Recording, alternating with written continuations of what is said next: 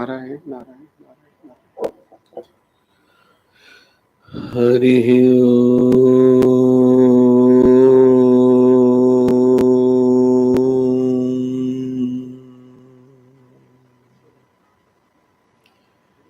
वरहापीनं नटवरवपुः कर्णयोः कर्णिकारम्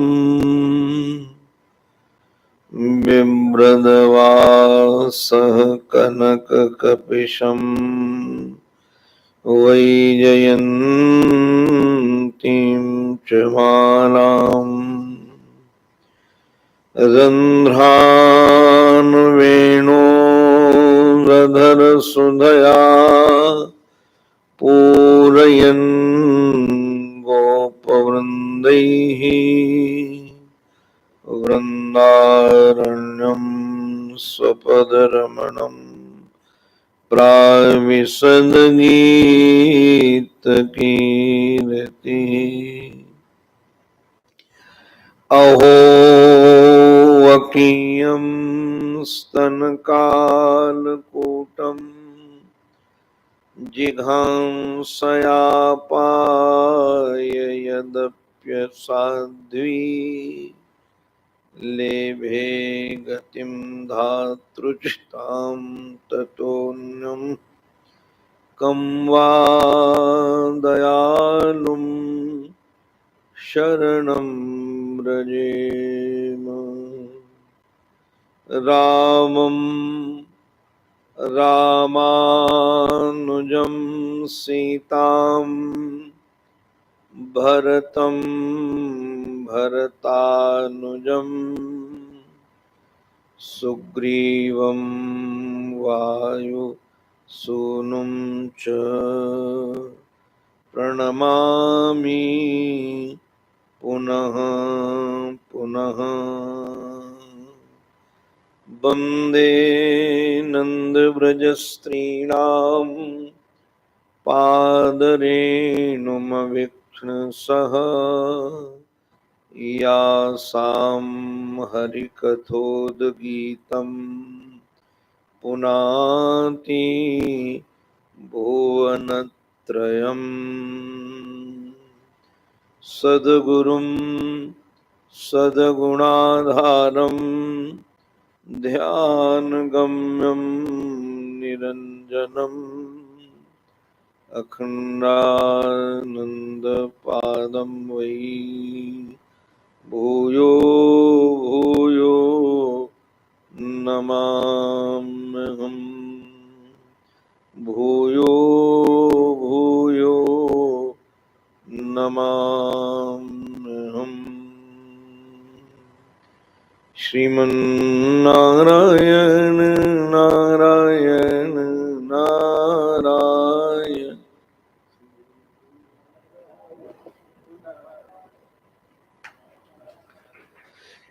श्रीमन्नारायण नारायण नारायण। श्रीमन्नारायण लक्ष्मी नारायण नारायण नारायण। लक्ष्मी नारायण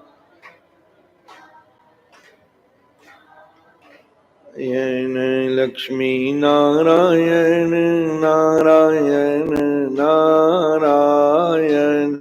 लक्ष्मी नारायण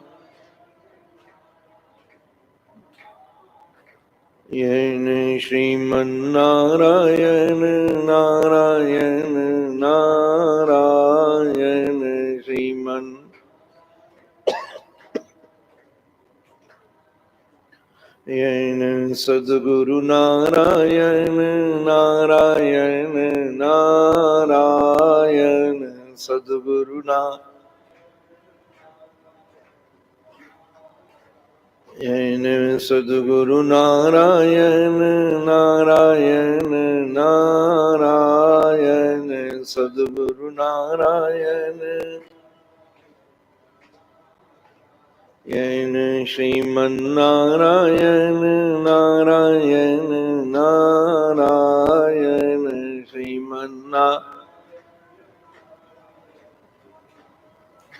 येन श्रीमन्नारायण नारायण नारायण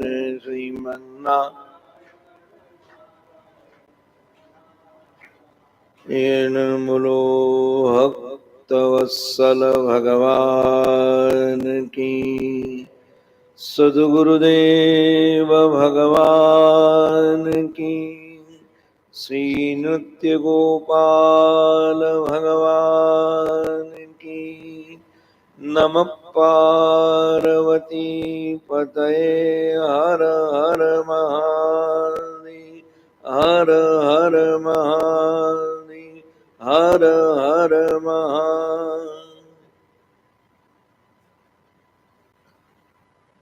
जीवन धन जीवन सर्वस्व परमाराध्य श्री महाराज श्री के युगल पावन पवित्र चरणारविंदों में साष्टांग वंदन। अनंत श्री समलंकृत प्रेम के साकार विग्रह पूज्य श्री प्रेमपुरी जी महाराज के श्री चरणों में बारंबार प्रणिपात। परमादरणीय पूज्य बाबा जी, पूज्य विद्वत वृंद, गुरु चरणानुरागी भक्त वृंद एवं मातृशक्ति, आप सबके रूप में अपने आराध्य की ही अनेकानेक आकृतियों का दर्शन करता हुआ,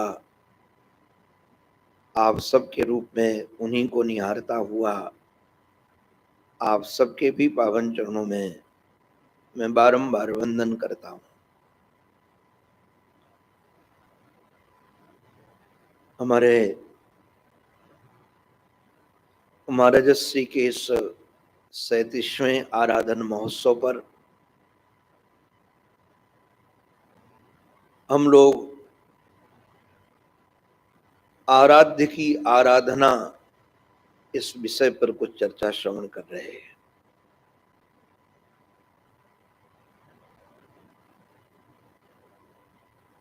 आराध्य कौन है, आराधना क्या है, आराधक कौन है,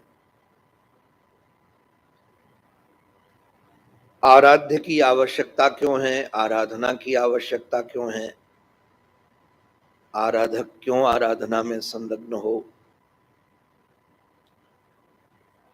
तुलसीदास जी महाराज ने एक बड़ी रसीली बात कही, सुखी मीन जहां नीर अगाधा, जिम हरि शरण न एकहु बाधा। मछली कहां सुखी होती है? जहां गहरा जल हो, क्योंकि यदि जल कम होगा तो सूखने का डर होता है, और जल यदि कम होता है तो चील आदि पक्षी उसे देख करके पकड़ कर निकल जाते हैं।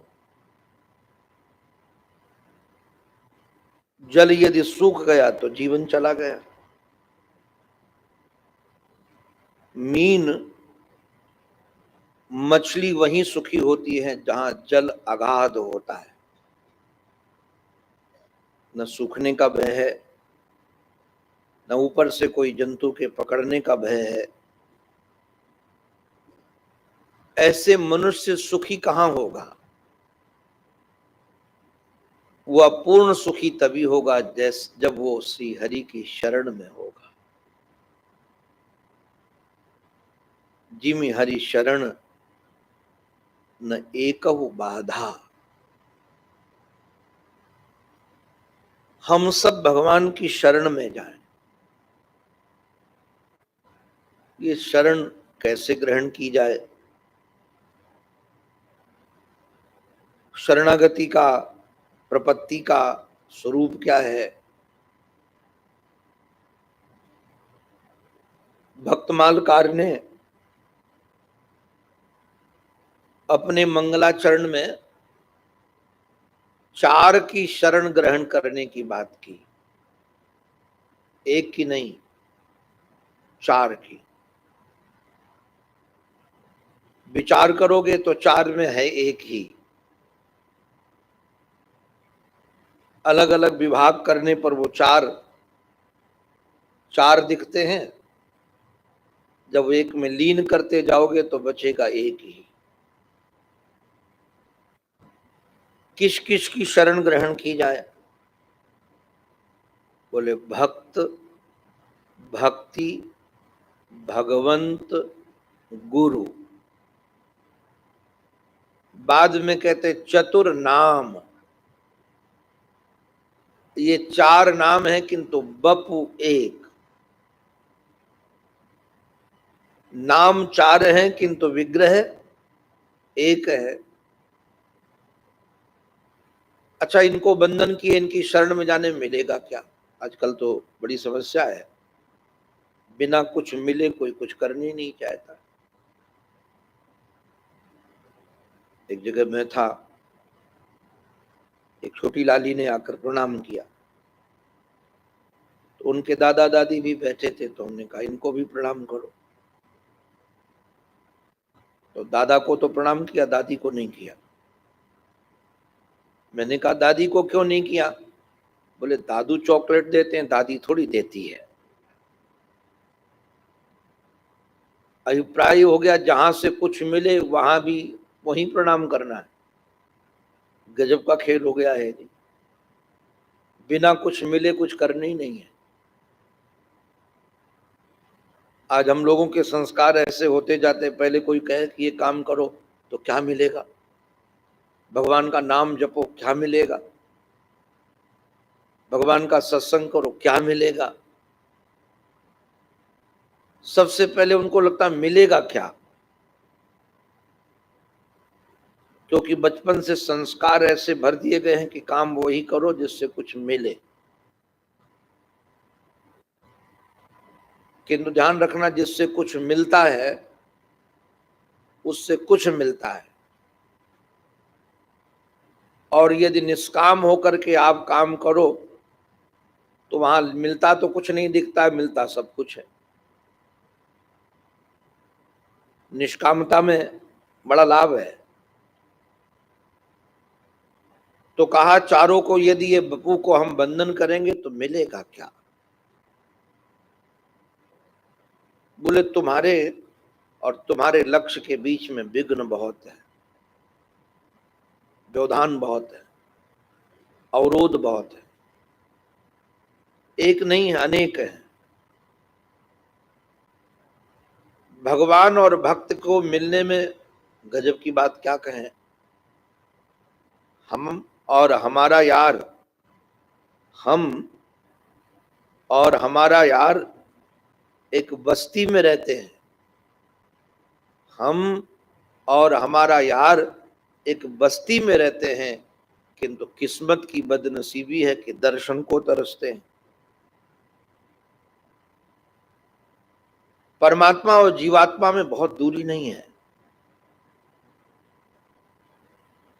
वो 7वें आसमान में नहीं रहता जिससे मिलना है, जिसको प्राप्तव्य है, जिसकी शरण ग्रहण करनी है। किंतु न देरी है न दूरी है। हमारे महर्षि का एक वाक्य मुझे बहुत पकड़ता था बचपन से, बाद में वो रहस्य समझ में आया।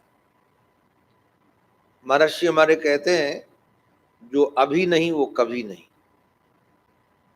और जो यहां नहीं वो कहीं नहीं।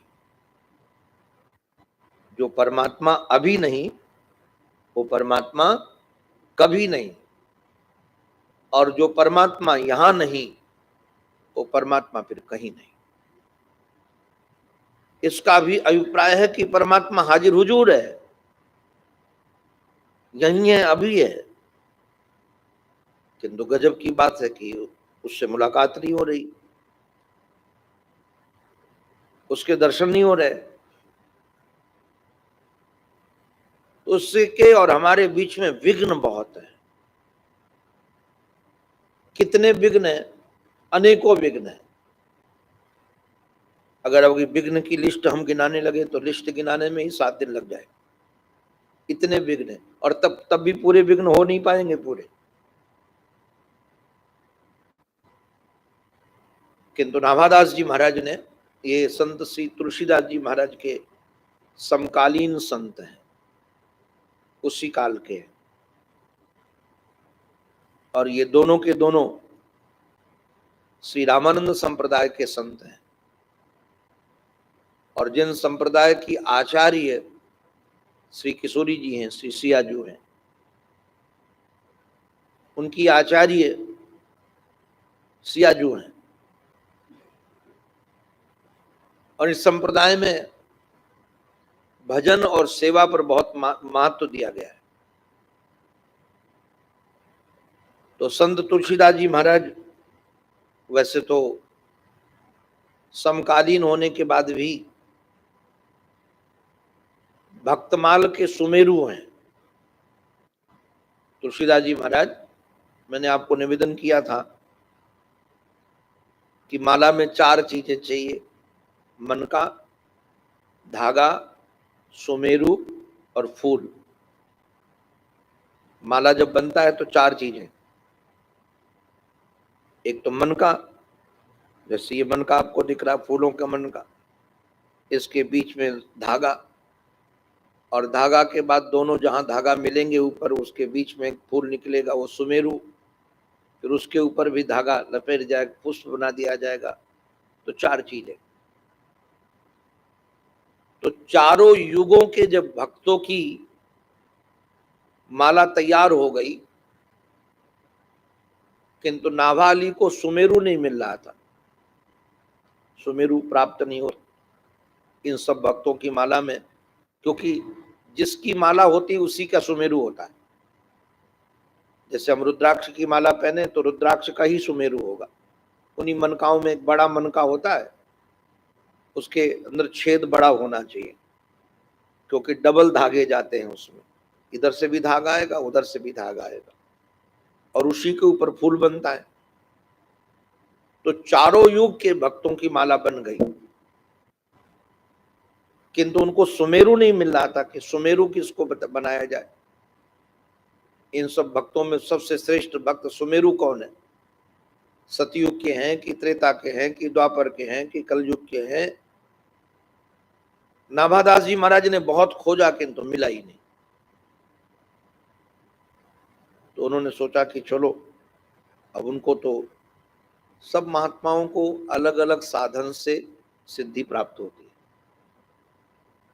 किसी को नाम, जैसे तुलसीदास जी को नाम से सिद्धि मिली, इसलिए नाम जो पर बहुत जोर देते। किसी संतों को ध्यान से, किसी को ज्ञान से, किसी को सेवा से। ये साधन अलग अलग है, किंतु साध्य तक सब पहुंचाने वाले हैं। नाम भी नामी तक पहुंचाता है, ध्यान भी ध्यानी तक, जिसका ध्यान कर रहे हो वहां तक पहुंचाएगा, ज्ञान जिसका कर रहे हैं उस तक पहुंचा देगा। तो सबका साधन अलग अलग है। तो श्री नाभाली को, वैसे उनका नाम था नारायण दास भक्तमाली, बाद में इनका नाम नाभाली पड़ा, नाभादास जी। तो नाभादास जी को इनसे भक्तों का जो ज्ञान, भक्तों का चरित्र, भक्तों की विशेषताएं जो प्राप्तव्य हुई थी, वो एक साधन से।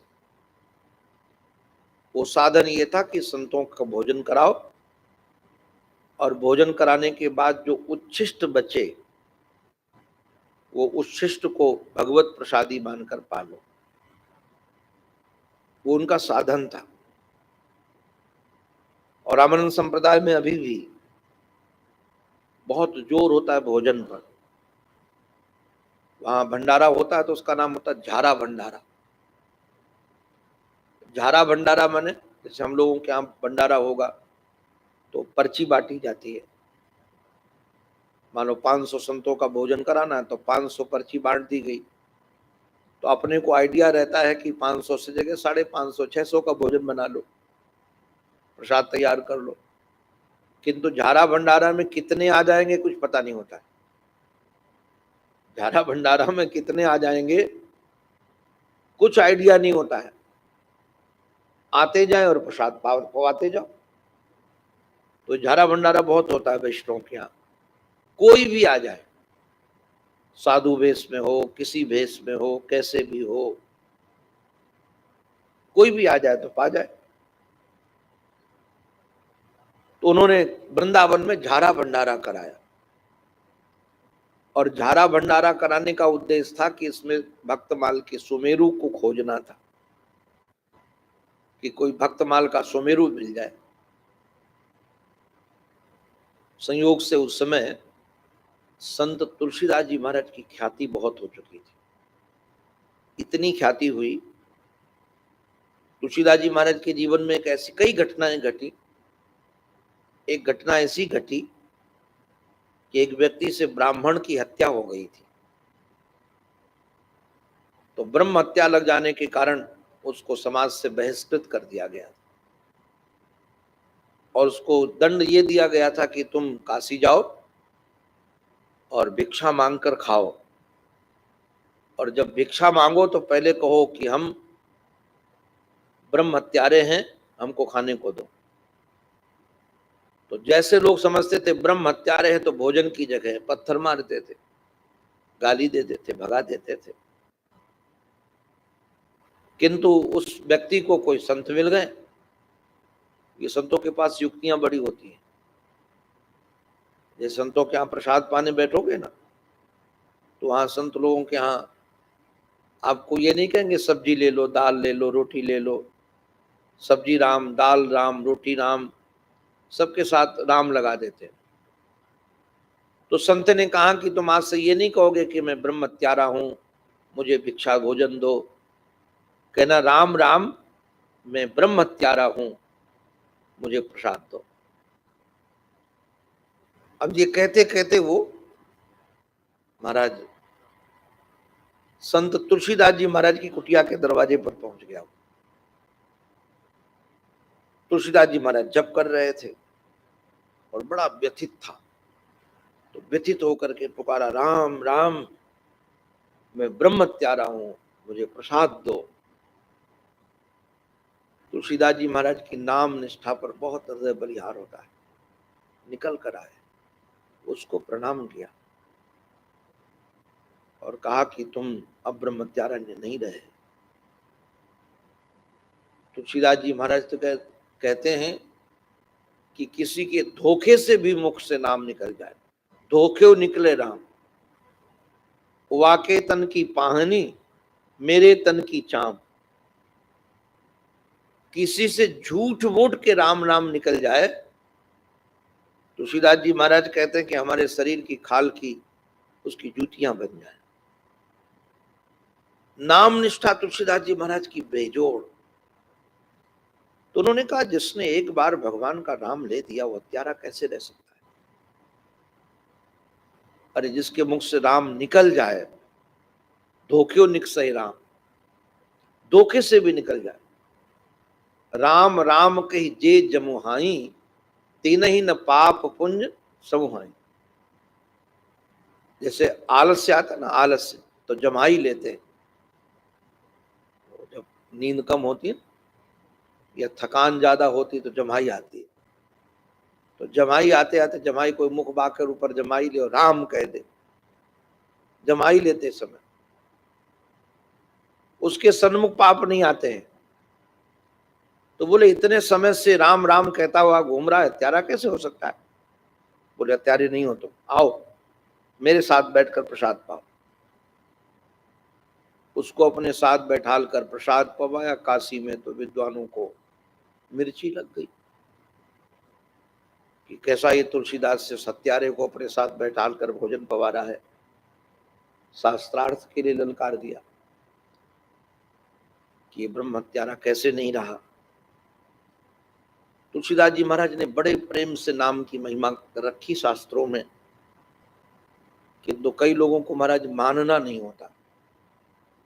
अब मानना न चाहो तो फिर क्या करे कोई। तो इतने प्रमाण देने के बाद भी उन्होंने ब्रह्मत्यारा ही निश्चित किया। तुलसीदास जी महाराज ने कहा, अच्छा एक काम करो आप लोग, आप ही बताओ कि ब्रह्मत्यारा है कि नहीं, इसका कौन निर्णय करेगा। आप लोगों को जानकर आश्चर्य लगेगा, ये नमस्कार को, चमत्कार को नमस्कार, अभिज्ञान वापी में जो नंदीश्वर हैं, अभी हैं पाषाण के नंदीश्वर, उन विद्वानों ने कहा कि धर्म को जानकार, सबसे ज्यादा धर्म के जानकार नंदीश्वर हैं। यदि नंदीश्वर इसका छुआ हुआ प्रसाद पा ले तो ये पाप मुक्त है।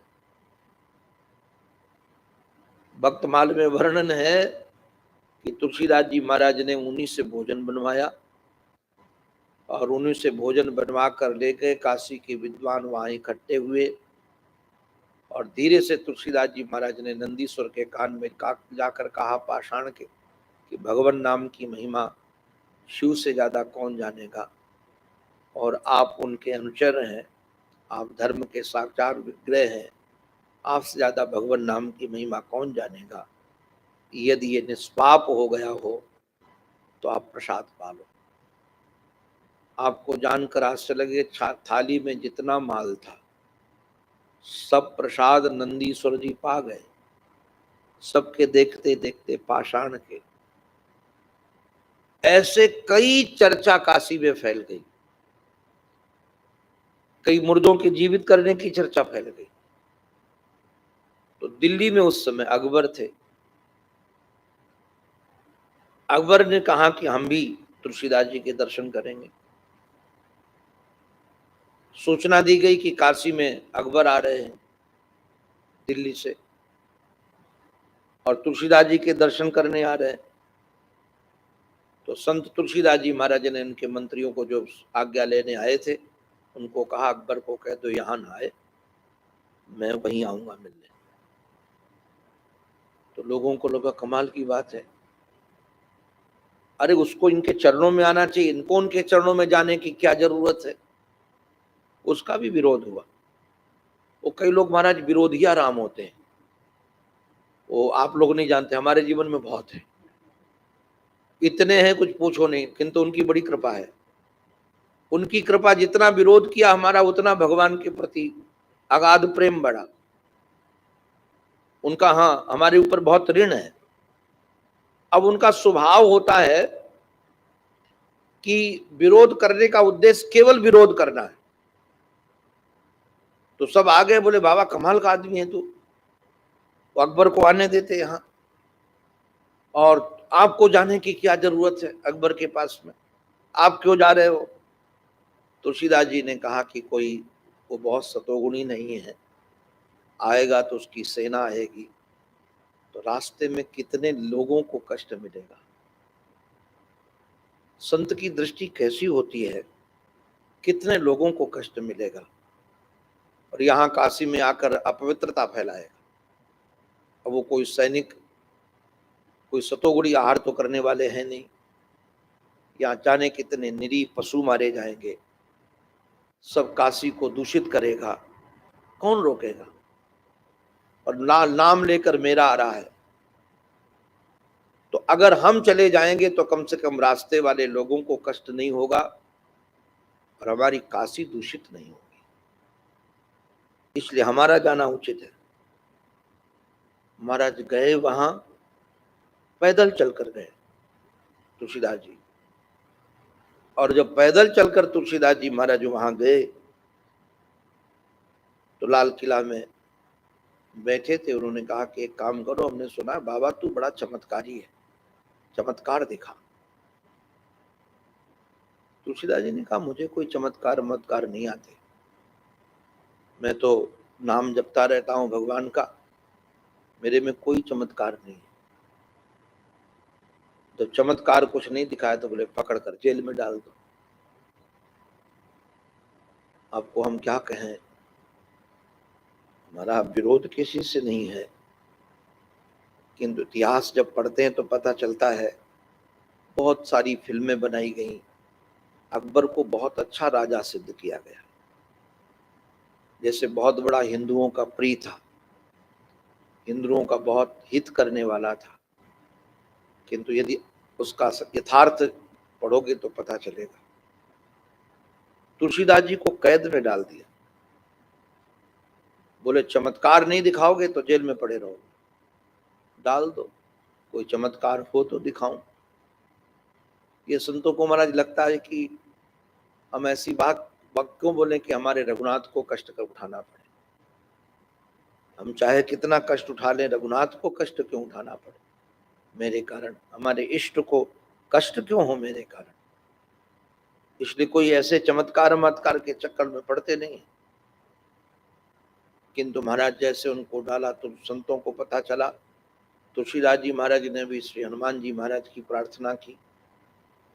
आपको क्या कहें, हमने पढ़ा है इतने बंदर प्रकट हुए कि पूरे लाल किला की खिड़कियां तोड़ दी और महाराज कहीं पकड़ में ना आए। बाद में तुलसीदास से गलती मांगनी पड़ी, निकालना पड़ा। उसके बाद आज भी लाल किला में कोई रुक नहीं पाता है, बोले अब यहां कोई नहीं रहेगा।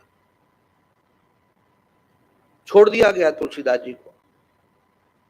तुलसीदास जी दिल्ली से पैदल वृंदावन पहुंचे तो वृंदावन के बाहर लुटेरिया हनुमान जी हैं, वहां अपने डेरा डाल लिया।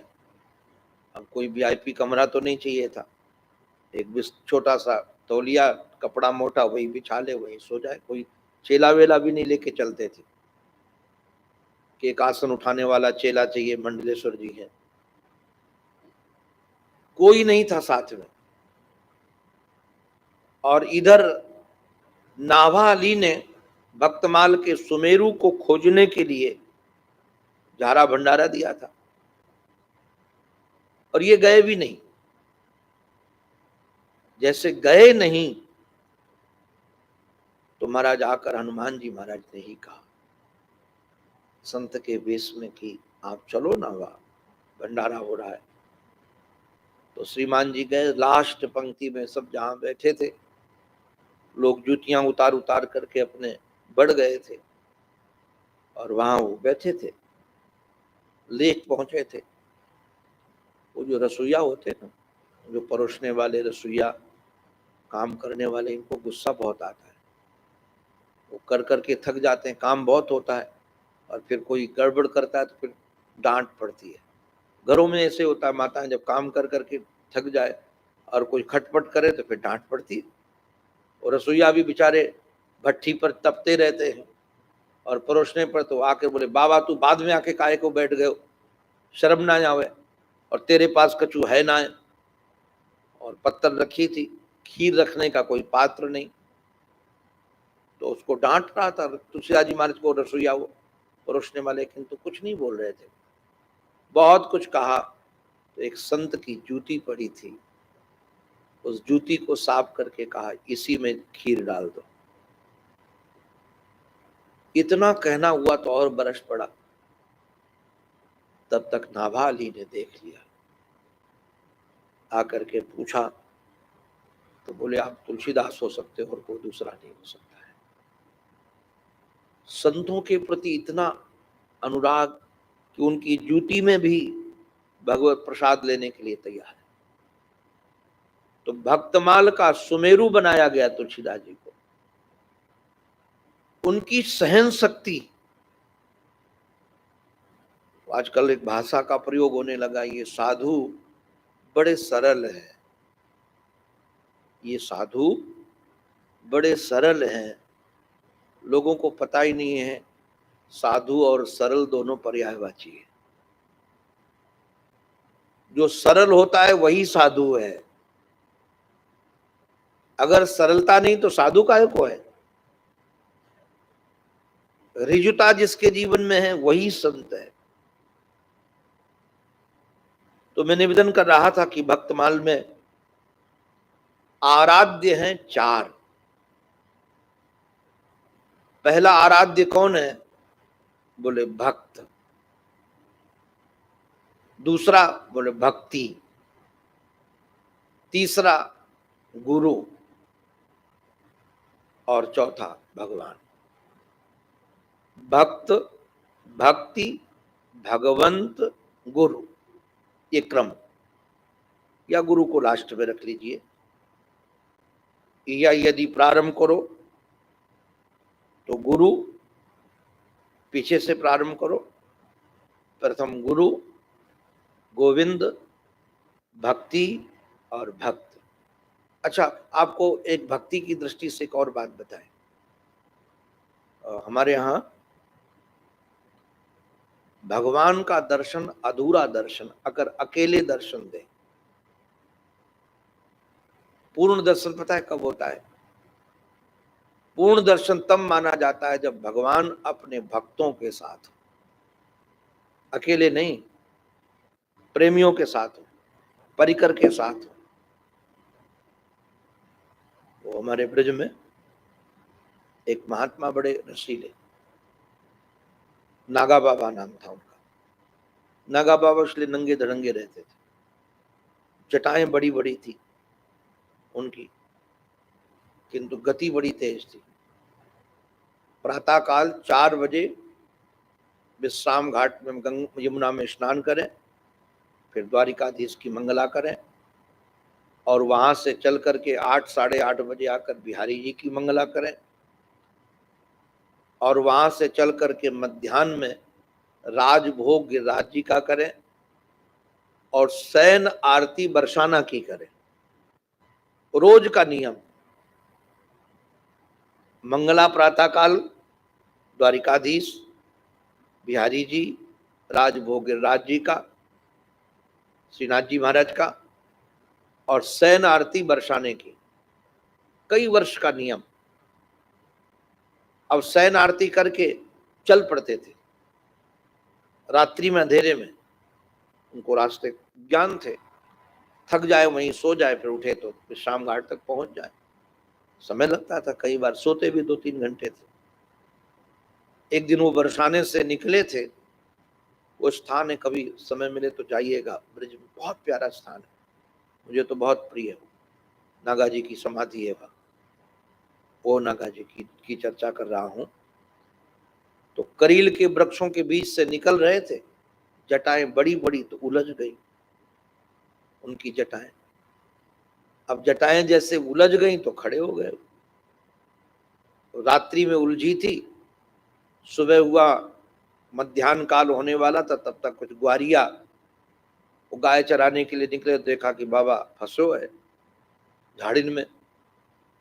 तो एक दो ग्वाला आकर के बाल छुड़ाने तो ढांट लगाई, खबरदार जो तूने छुआ।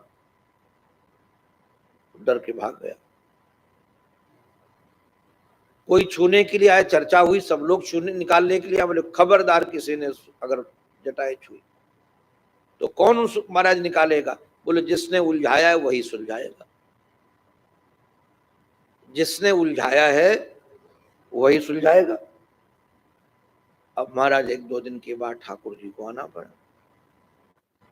ठाकुर जी श्री कृष्णचंद्र प्रकट होकर के बाबा को प्रणाम किया, बोले बाबा मैं सुलझाए दूं?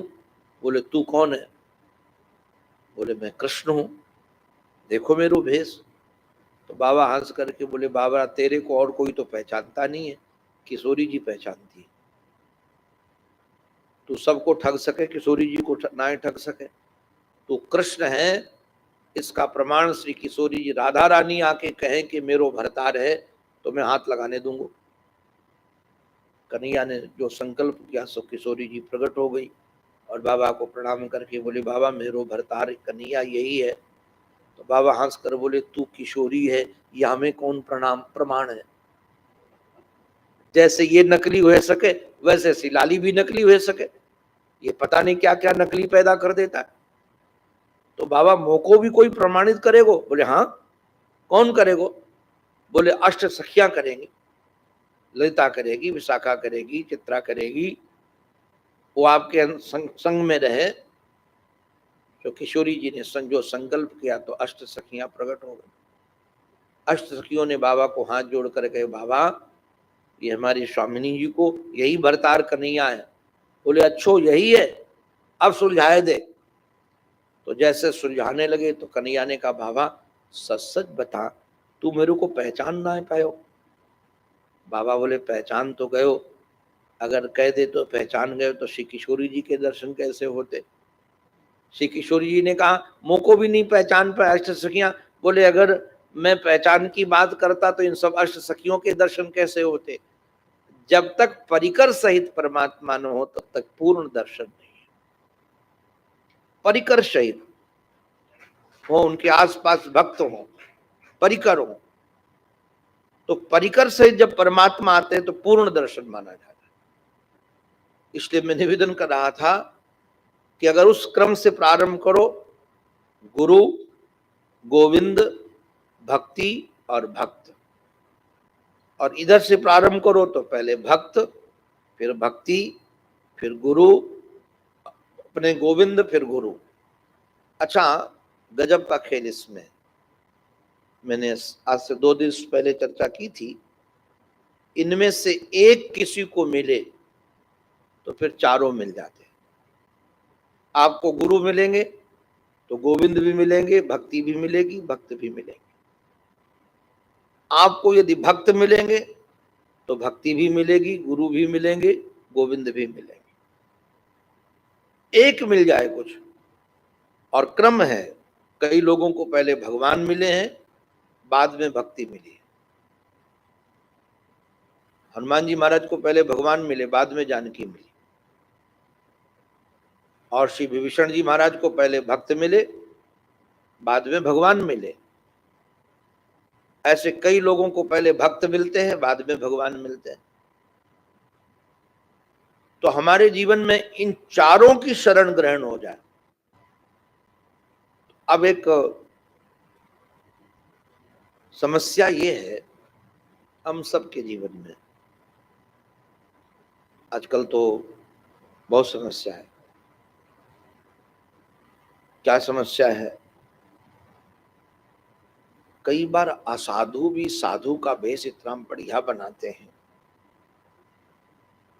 और इतनी, हम लोगों के कपड़े थोड़े कमजोर होते हैं, उनके देखो बढ़िया बढ़िया चमकते हैं।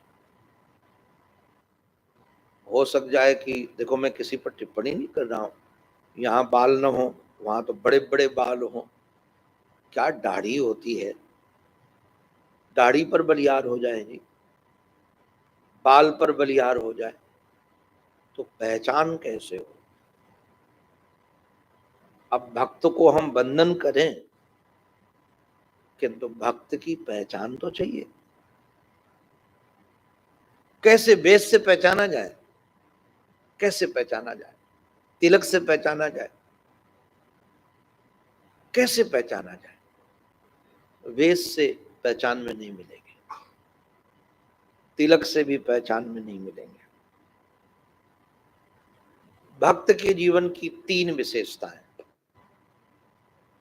ये आप नोट कर लीजिए, जिसमें 3 मिले वो भक्त है। कौन कौन सी 3 विशेषताएं हैं? हरि गुरु सो साचो रहे, संतन सहज सने। वो 2 से सच्चा रहता है,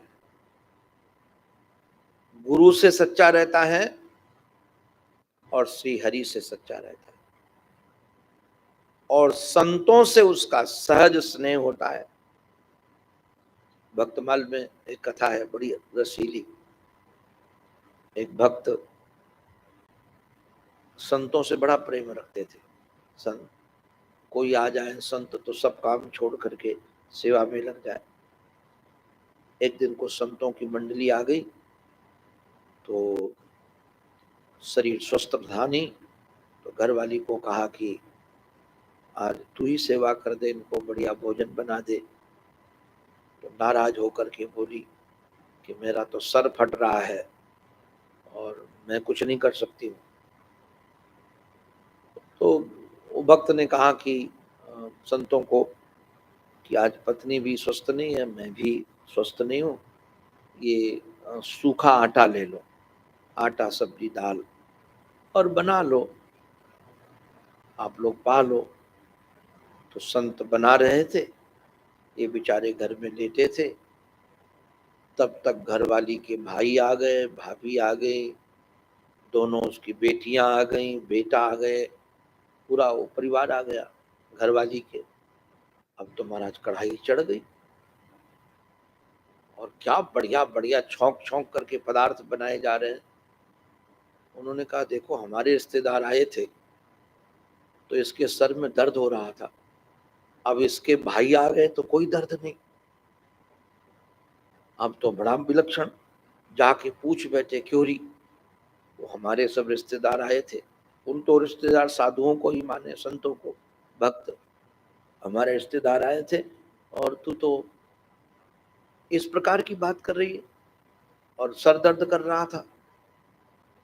बोले हम फ्री का लोगों को, जो फ्री फंड का खाने वाले, उनकी सेवा नहीं कर सकती, ये तो मेरे अपने थे। भगत बड़ा गुरु मैं बहुत हंस रहा था इस लीला का चिंतन करके।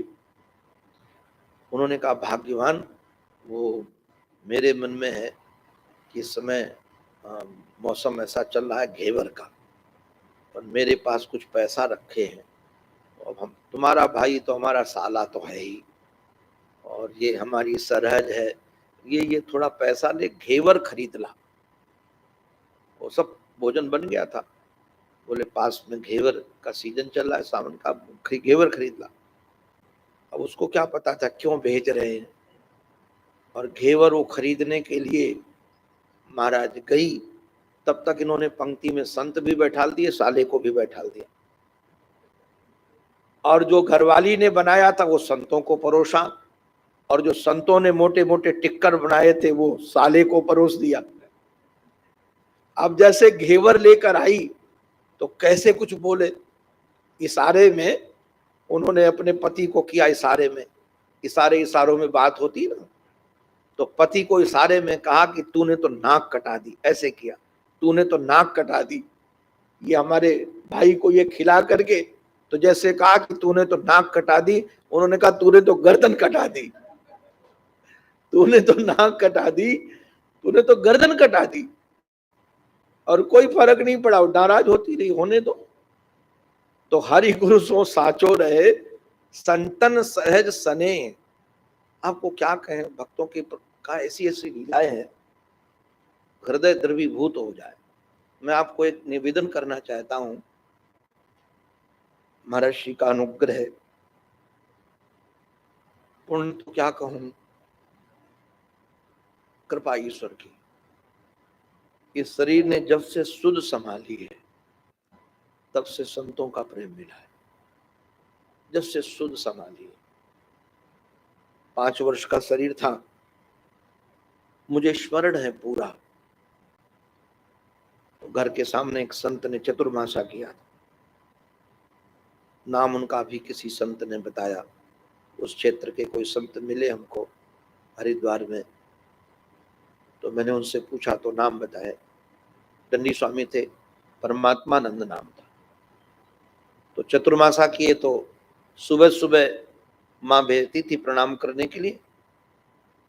तो प्रणाम करने इसलिए नहीं जाते थे कि प्रणाम करना है, बतासा मिलते थे प्रसाद में। किंतु महात्मा कहते थे एक दोहा कहो तब मिलेगा। हमको लगता है हमको 1 2 3 4 गिनती और काका गंगा के अंगा के पहले यदि हमको सबसे पहले कुछ याद हुआ तो सर्वप्रथम यही याद हुआ। वो कहलाते थे, उसके बाद प्रसाद देते थे। जगत में जब तू आया था सभी हंसते तू रोता था, बना ले जीवनी ऐसी सभी रोवे तू हंसता जा।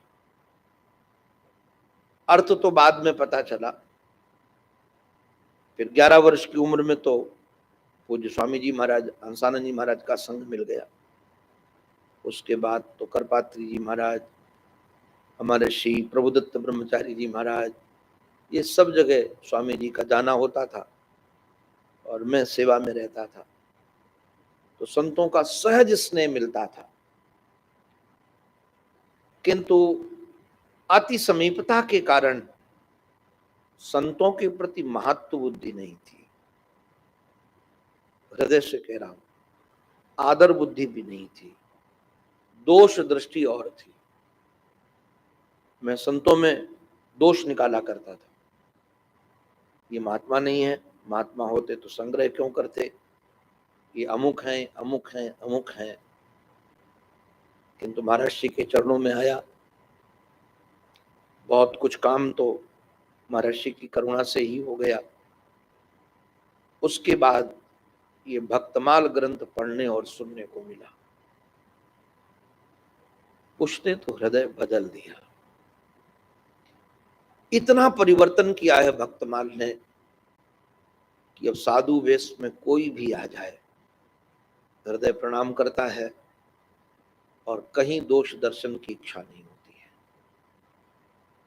तो ये जो भक्त चरित्र है बहुत रसीला है, इतना रसीला आपको क्या कहें। एक भक्त के घर में संत आ गए, कुछ था नहीं, तो उन्होंने अपनी पत्नी को कहा कि एक काम कर, तेरे हाथ नाक में नथुनी पड़ी, निकाल। और नथुनी को एक सेठ के यहाँ गिरवी रख करके संतों के लिए प्रसाद ले आए। ठाकुर जी को लगा कमाल है, मेरे संतों को इतना प्रेम करता है, तो वो भक्त का भेष बनाकर उस सेठ के यहाँ से नथुनी छुड़ा लाए। भगवान स्वयं, उस भक्त तो किसी के यहाँ नौकरी करता था, वो चला गया और भगवान वो भक्त बन करके पहुंच गए तो घर में वो काम कर रही थी पत्नी, और कहा देख तेरी नथुनी ले आया, वो हमारे सेठ ने हमको पैसा दे दिया और मैंने वो दे करके नथुनी ले आया, ये ले ले। उसने कहा कि कहाँ रखो, कहीं भूल न जाऊं, मैं तो अभी घर लीप रही हूं, तुम ही पहना दो। ठाकुर जी ने उसको नथुनी पहनाई।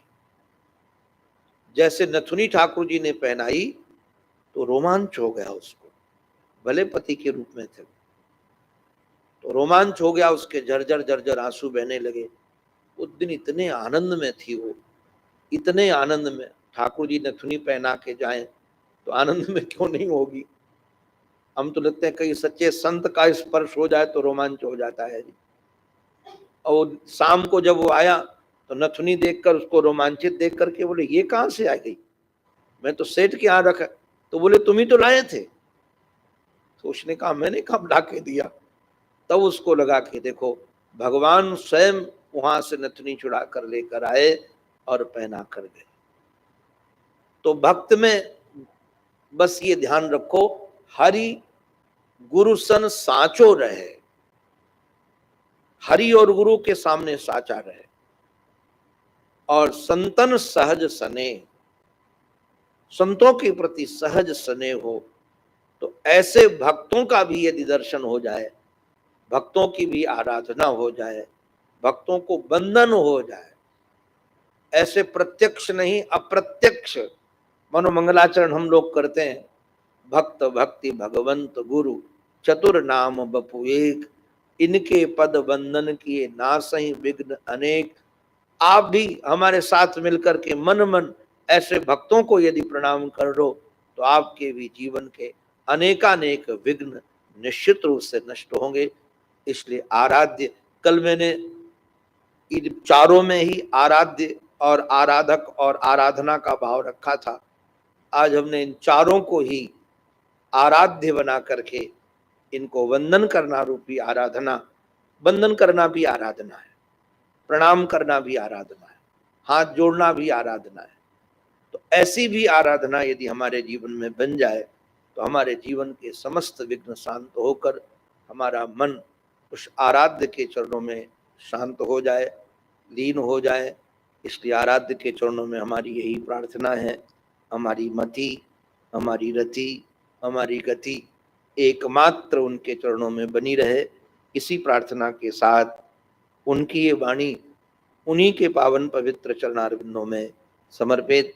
बोलो भक्त वत्सल भगवान की, सद्गुरुदेव भगवान की, श्री वृंदावन बिहारी लाल की, जय जय श्री राधे, जय जय श्री राधे, जय जय श्री राधे।